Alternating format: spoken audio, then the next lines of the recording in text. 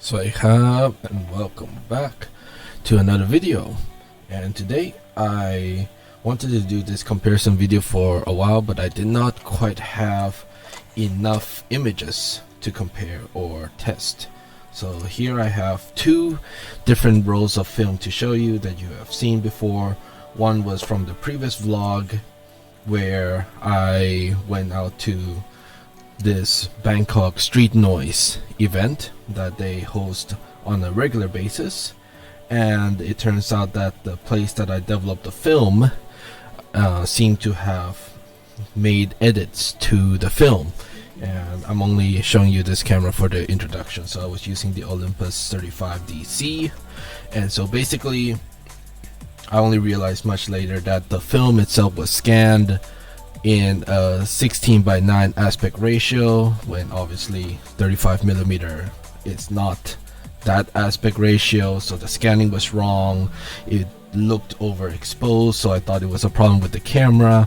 Only later I realized, when I scan at another location, you will see the comparison between the two images, that in fact the camera was actually ever so slightly underexposing the image, because I was sort of shooting sort of backlight shots, and naturally the camera being full auto would try to expose for the sky, in which case the main subjects will be underexposed. And now that I saw those correct scans, it made more sense and I understood better how the camera worked.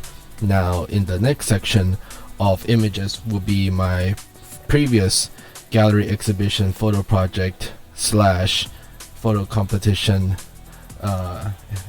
submission of my head, hands and feet project, where I went to the first place that did the scans, and they did it correctly, but it seems that all of the images had different variations of color tones based on the location that I went to photograph.